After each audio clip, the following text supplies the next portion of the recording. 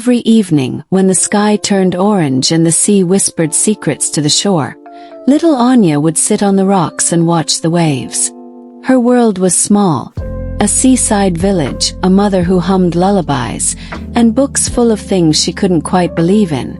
But something inside her always felt drawn to the water, as if the ocean itself was waiting. She never imagined that one slip, one splash, would carry her into a sky that floated above the world, on the back of a creature older than time and softer than dreams. Part 1: The Fall and the Whale. It happened on an evening that looked like any other, the kind of evening that spilled amber light over the sea and soaked the rocks in gold. The waves were calm, sighing like they always did at the edge of the little village where Anya lived, and the scent of salt clung to the wind that teased at her braids. She had wandered off again, just like she always did when the world below the surface of things whispered louder than usual.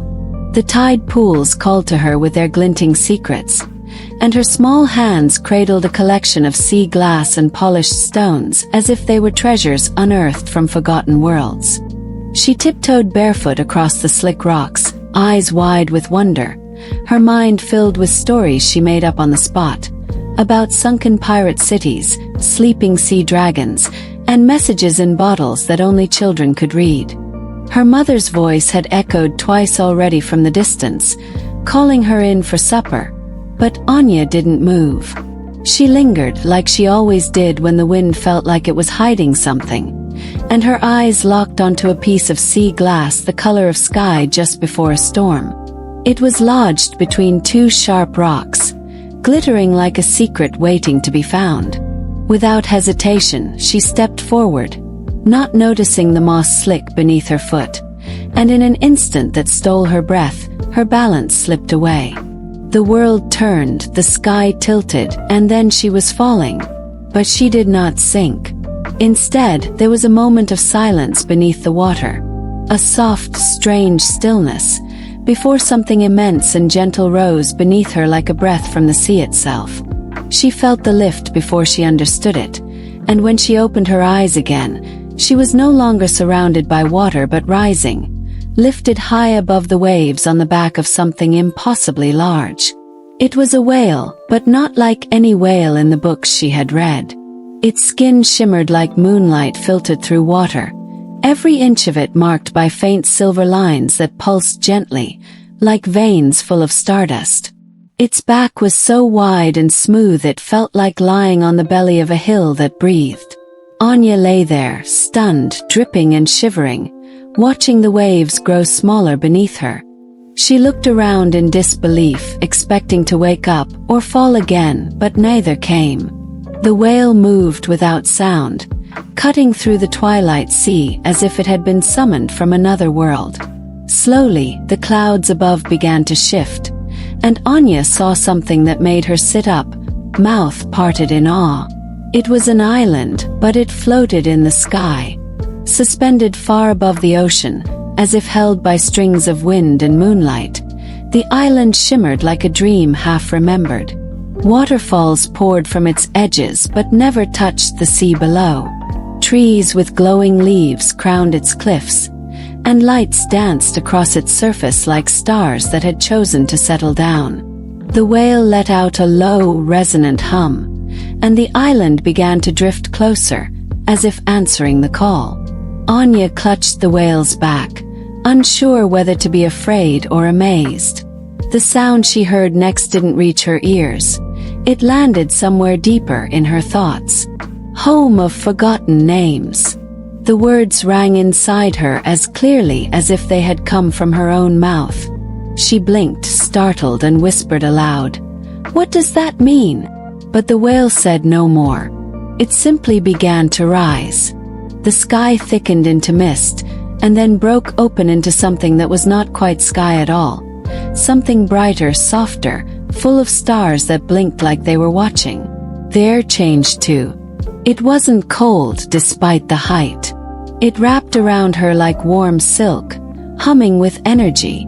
The sea below disappeared into cloud, and Anya realized slowly that they were no longer in the world she had known.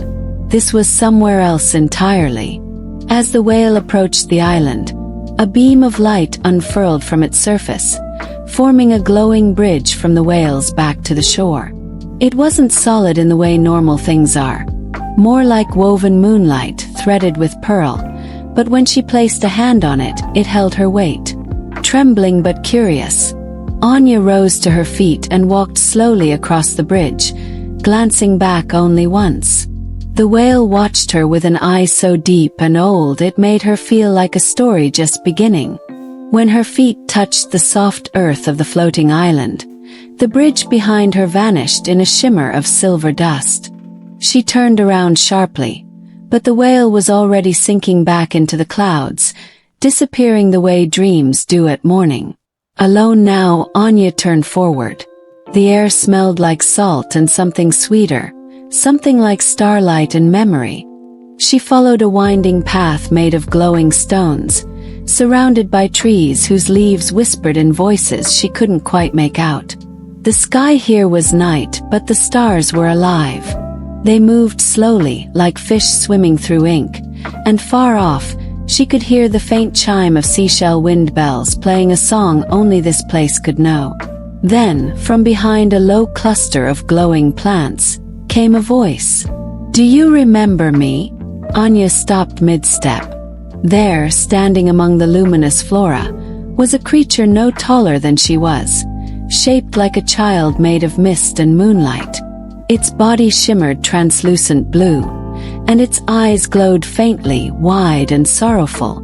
She answered without thinking, "I don't think I do." The figure tilted its head, as if disappointed but not surprised. "That's all right," it said. "I don't remember me either."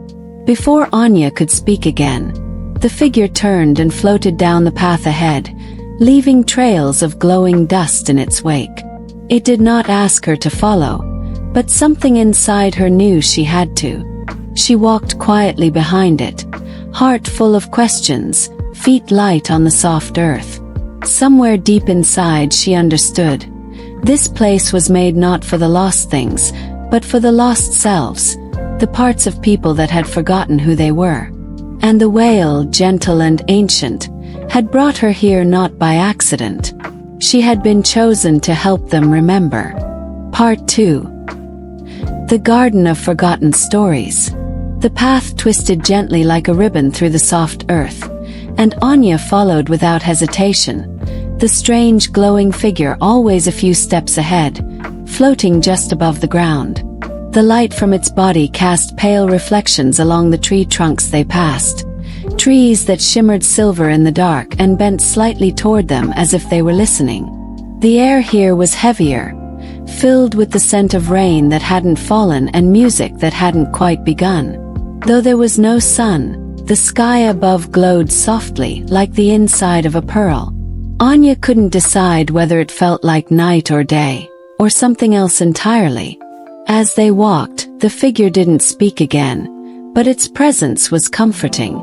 It glided with purpose, yet without urgency, as though time moved differently in this place. Unhurried, patient, willing to wait. Eventually, the path opened into a vast clearing, and Anya stopped at the edge in awe. It was a garden, but not like anything she'd ever seen. It stretched far and wide, ringed by coral-like arches and low walls of sea glass.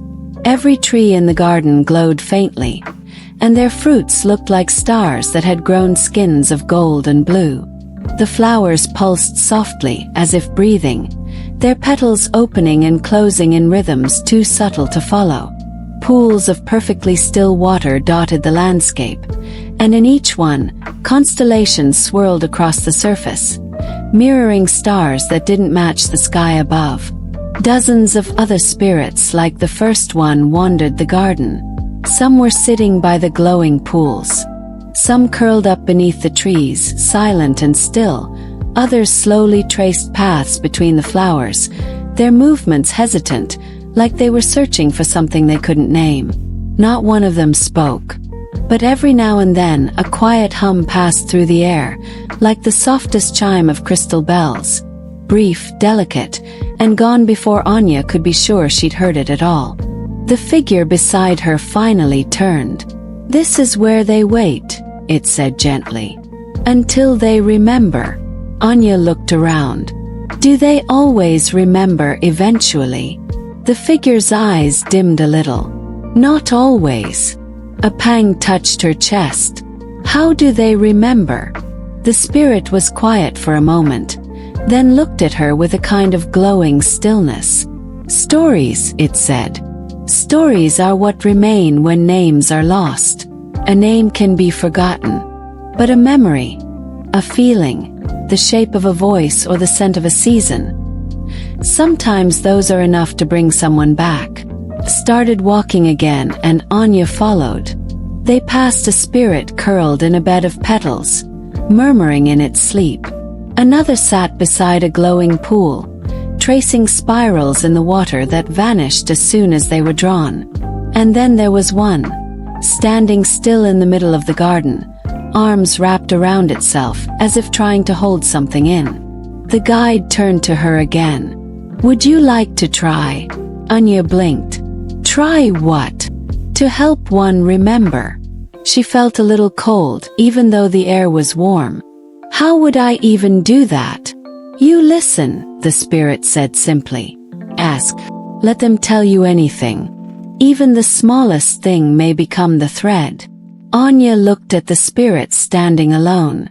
Its glow was dimmer than the others. Its shape barely held together, like a fog being blown apart by wind. She took a breath, walked up slowly and said, "Hello." The spirit didn't move, not at first.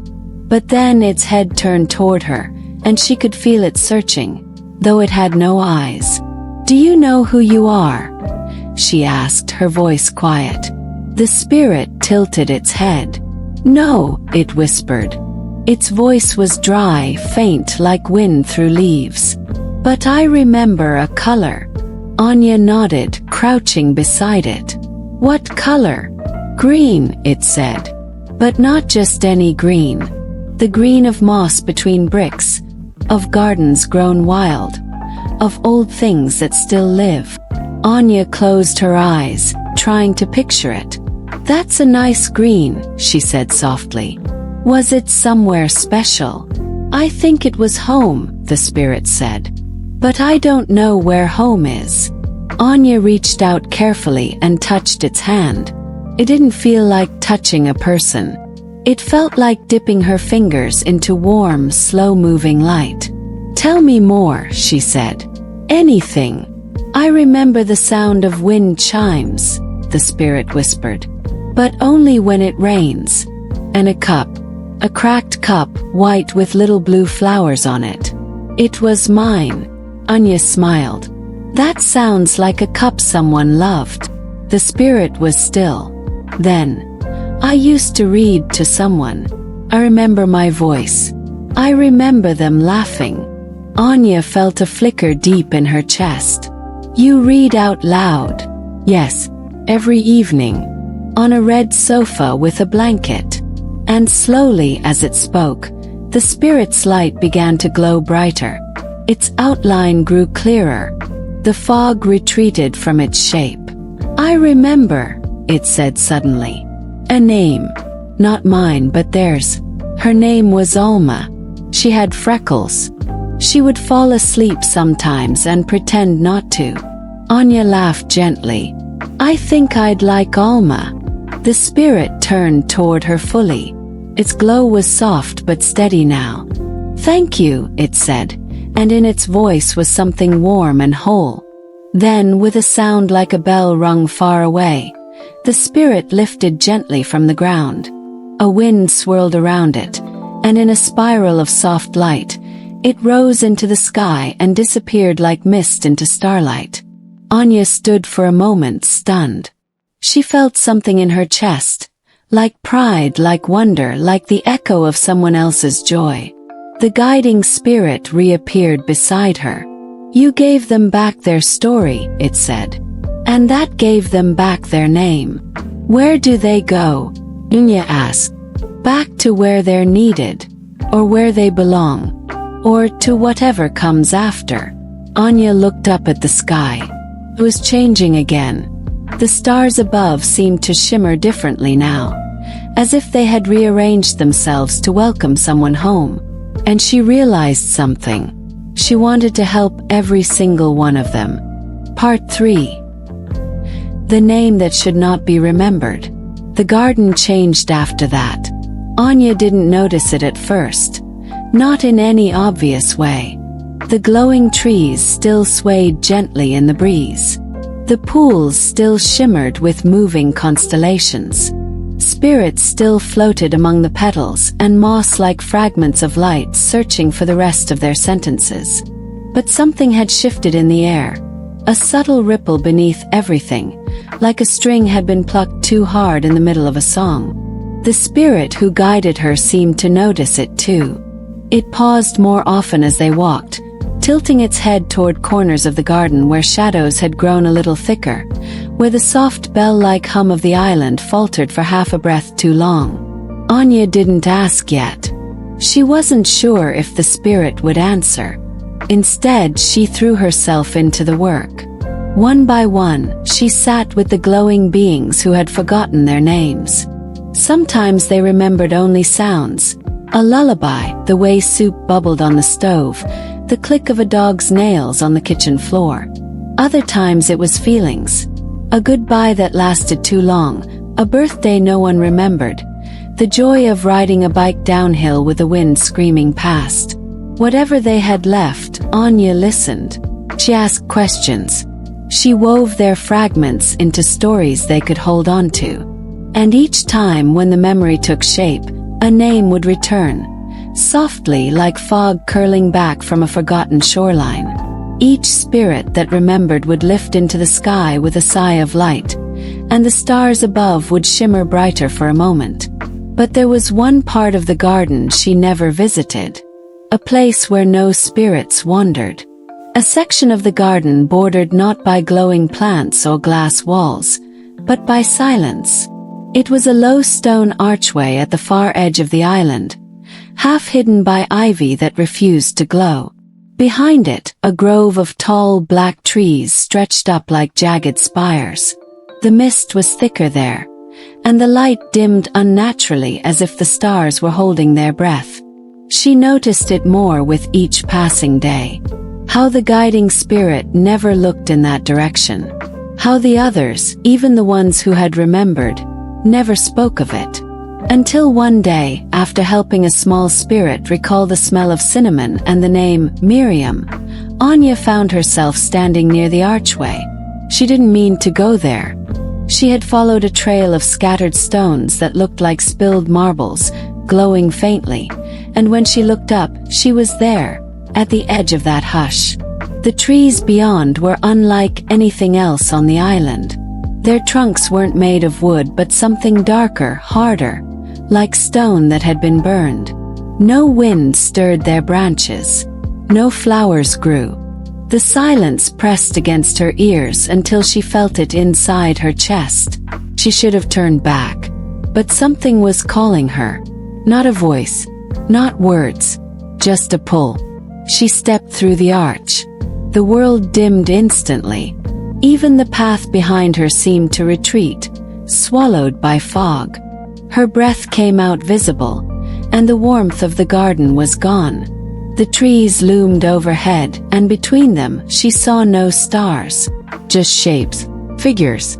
Not glowing spirits, but shadows. Pale and cold, flickering like smoke. They didn't speak. They barely moved. Some crouched, some hunched.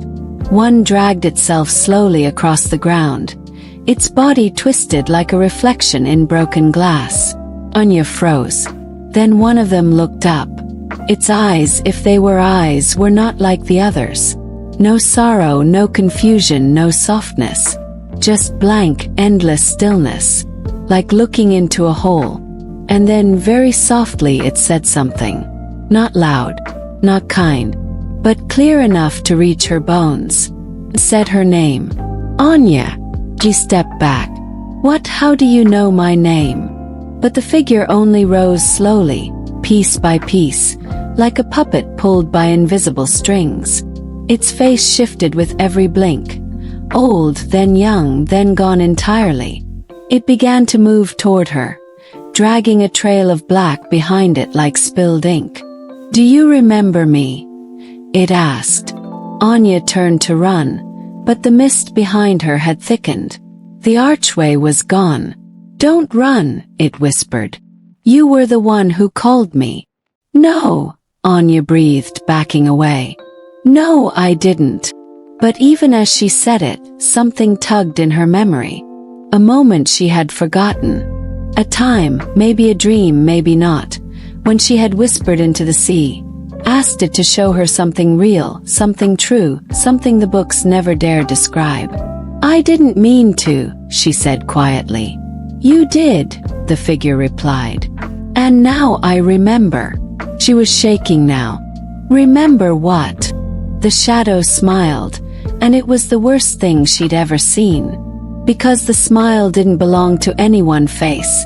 It flickered between them like memory devoured by fire. "I remember what I was," it said. "Before the stories. Before the names. I remember the forgetting." It stepped closer, and the air around Anya grew heavy, thick like syrup. Her legs didn't want to move. "Every spirit you help leaves," it rasped. "They return to their lives, their loves, their endings. But I stayed. I stayed when the forgetting began. And I remember the part no one else does." Anya's voice was barely a whisper. "What part?" "That not every name should be remembered."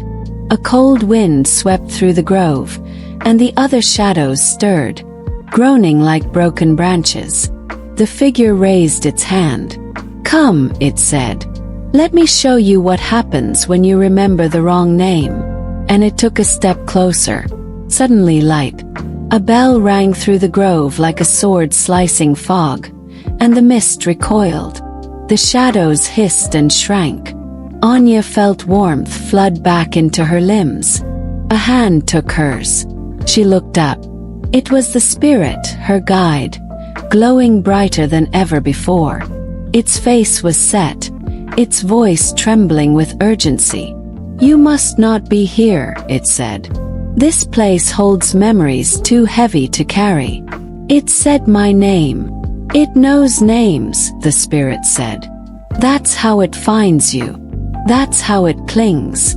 The path behind them cleared just enough to show the archway again, distant but real. The spirit pulled her back step by step. "What was that?" Anya asked. The spirit was quiet for a long time as they crossed back into the garden. Only when the trees had vanished and the stars returned did it finally answer. "That was a name that was lost for a reason." Anya swallowed hard. "Was it one of you?"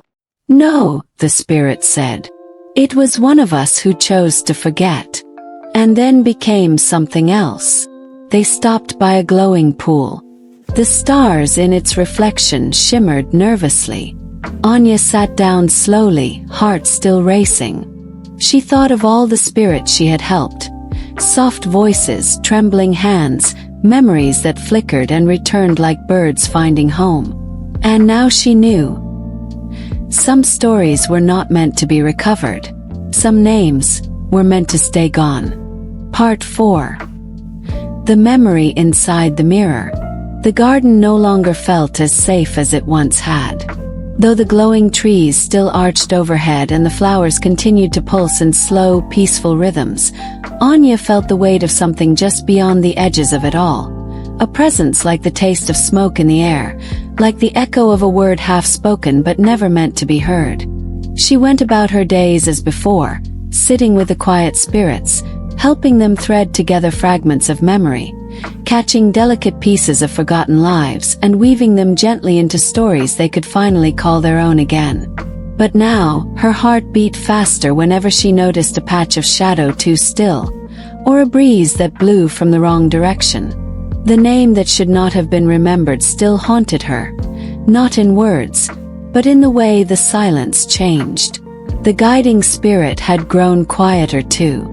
Where once it glowed gently and offered encouragement, now it kept a watchful eye on the edges of the garden, often pausing mid-thought as if listening for something it hoped not to hear. Anya didn't press. She had felt its fear, and in truth, it mirrored her own. But in spite of that fear, or perhaps because of it, she found herself drawn more deeply into the stories of the others.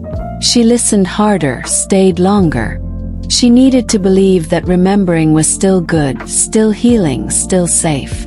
It was on one of those quiet mornings that she met the spirit who could not speak. It was curled beneath a tree with bark like pale bone, its form dimmer than the others, barely holding together. Anya had passed by it many times and assumed it was one of the spirits who wasn't ready yet. Some needed days. Some she suspected needed years. But today something made her stop. She felt the same pull she had felt the day the whale found her. A tug not on her arm or her feet, but somewhere deeper. She crouched beside the spirit who didn't move. Its face was blank, unfinished. Its hands trembled in slow, flickering patterns. But when she reached out and gently placed her fingers near its own, the spirit stilled. "I'm Anya," she whispered. "Do you remember anything? Even a little?" The spirit didn't answer. Not aloud. Instead, she felt something. A sudden, sharp sensation that wasn't pain exactly, but memory pressed against her mind like cold glass. A smell of cinnamon and rust. The sound of ticking. The color blue. Too bright, too close. Then, just as quickly, it was gone. Anya blinked, heart fluttering. "Was that you?" she asked. The spirit shifted, but still said nothing. She stayed beside it for hours. She didn't speak much, just rested there, humming a lullaby her mother used to sing. And finally, just before the sky above shifted toward its silver twilight hue, the spirit moved. It reached into its own chest. Its hand, barely solid, plunged into the soft glow of its body and pulled something out, a shard of glass, curved and faintly shimmering. It placed it in Anya's hand and then curled back into stillness. The shard was smooth and cold and hummed faintly when she held it to her ear, like a seashell from a different world. She took it to the guiding spirit. The spirit looked at the shard without touching it, and its glow dimmed. "This is a memory," it said slowly. "A true one. Pure." Anya looked down at it. "Whose?" The spirit didn't answer. Instead, it turned and gestured for her to follow. They left the garden, though not through the dark archway, and moved instead through a corridor of soft mist. The trees thinned, replaced by columns of silver light, and the air grew clearer, quieter, like the inside of a dream. They arrived at a place Anya hadn't seen before. It was a structure, not a building exactly, but a dome made of translucent stone, grown rather than built. Inside there was only one thing. Mirror. It stood tall as the whale's eye had been, and its surface shimmered not with reflections, but with possibilities. Its frame was covered in etched spirals and ancient letters she couldn't read. "This is where the oldest stories live," the spirit said. "Before names, before forgetting, before even the stars above had settled into their patterns." Anya stepped closer to the mirror. The shard in her hand began to hum louder. She looked into the glass. First there was nothing. Then slowly the surface shifted, not into her reflection but into a moving image. House. A small house with a crooked chimney, nestled beside a great tree on the edge of a stormy cliff. Wind lashed the roof. Rain battered the windows. Inside, the walls were lined with books and small paintings, and there was a ticking clock shaped like a bird. She saw a child herself, alone, reading aloud to an empty chair. And then, another figure, not quite real, faded, flickering, always just on the edge of vision. A friend who wasn't truly there. She remembered. This wasn't just any spirit's memory. It was hers. The friend had come to her during a lonely season, when her father had gone away and her mother had stopped smiling so much. He had been comforting at first, gentle, imaginative. They had whispered stories to each other, drawn maps of invisible kingdoms, pretended the mirror in the hallway could lead them to other worlds. But something changed. One day he asked her to say his name aloud. Not a game, request. And she had refused. She hadn't known why, just that it felt wrong. He hadn't returned after that. Till now. She staggered back from the mirror. The image faded. The shard in her hand cracked down the center and fell to the ground, vanishing in a puff of light. The spirit beside her looked deeply sad. Some names leave pieces behind. In others, "I brought him here," she whispered. "Didn't I?" The spirit didn't nod. It didn't need to. She stepped back from the mirror, trembling. What happens if a forgotten name latches onto someone who remembers? They grow strong, the spirit said. Not whole, not healed, but strong enough to stay. Anya looked up. "He's trying to anchor himself through me." The spirit hesitated. Perhaps, or perhaps he never left.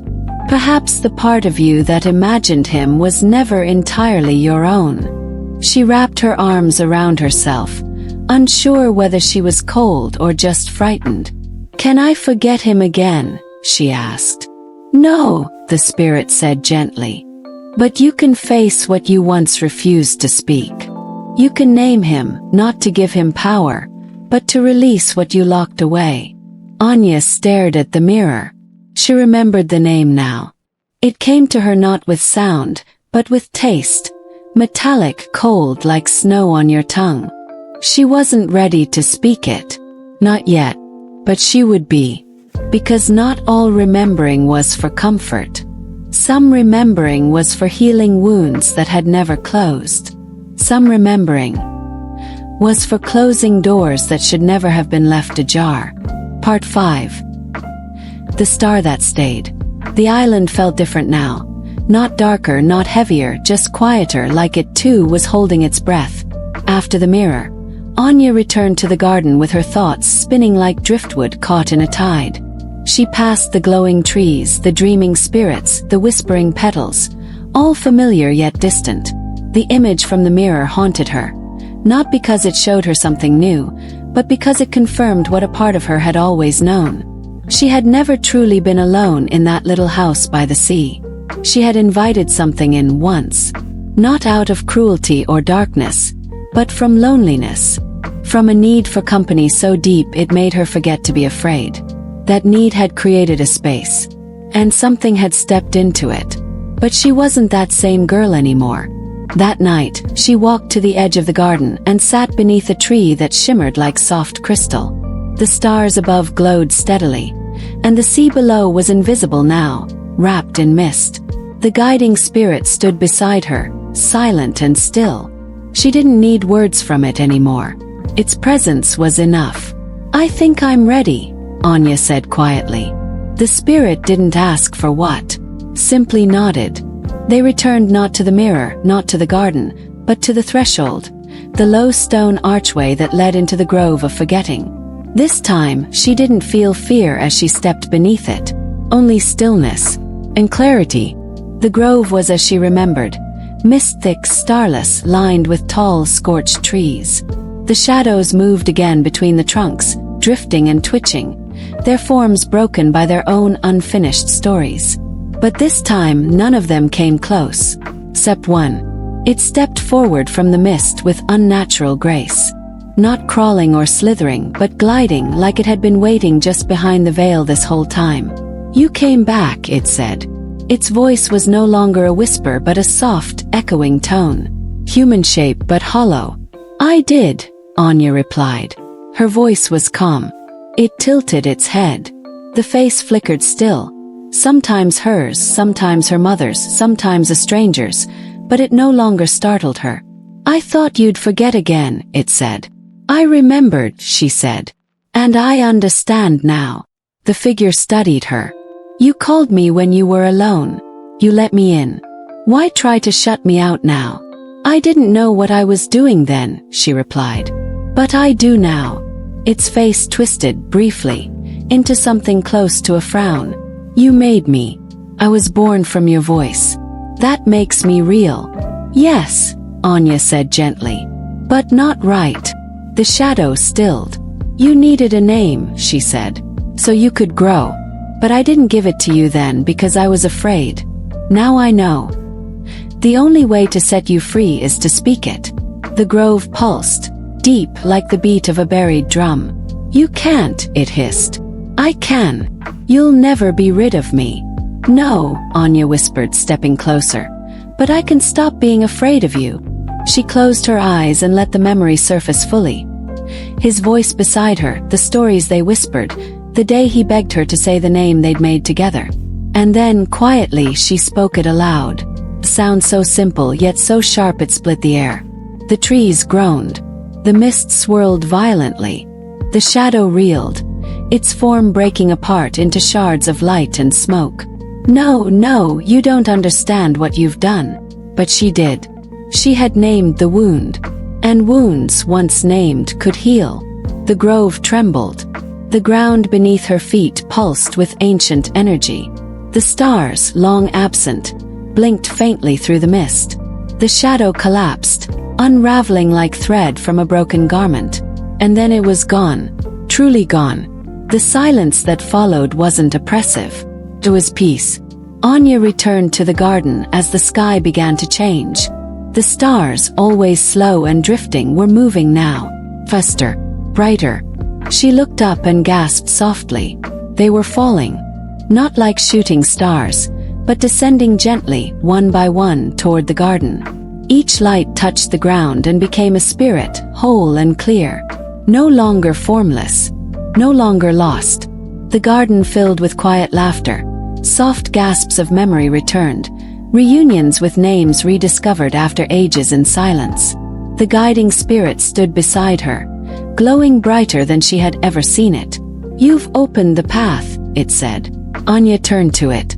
How? By facing the one that held it shut. The garden hummed, not just with light or sound but with life. You were never just a visitor, the spirit continued. You were always meant to be a keeper, one who listens, one who remembers. Anya's throat tightened. But I'm just a girl. You were. But now you're more. She looked around. Spirits she had helped smiled at her, nodded as they began to rise into the stars, their lights flickering like fireflies on their way home. And then she felt the hum beneath her feet. The wail. Rising again. She walked to the edge of the garden, where the bridge of light once appeared. And there it was, stretching out across the sky once more. But this time she didn't step onto it. She turned to the guiding spirit. Can I stay? The spirit smiled, if something without a face could smile. You already have. And so, Anya watched as the whale floated above the sea again, no longer carrying her away, but carrying stories back to the world. The stars that rose from the garden followed, like a trail of memory crossing the sky. She looked up at them, heart full, eyes shimmering. Not all stars return to the sky, she realized. Some choose to stay behind, to guide the lost, to keep the stories. And Anya, once a lonely girl by the sea, had become the brightest star that stayed. And so, beneath a sky stitched with stars and old names made new, Anya stayed. Gentle keeper of forgotten stories, brave girl who once fell into the sea and rose among the spirits. The whale swam on, carrying the light of memory back into the world, while Anya watched with a heart full of peace. Somewhere, in the quiet between waves and dreams, she began to hum. Good night, little dreamer. May your sleep be deep, your heart be kind, and your stories always find their way home. Sweet dreams.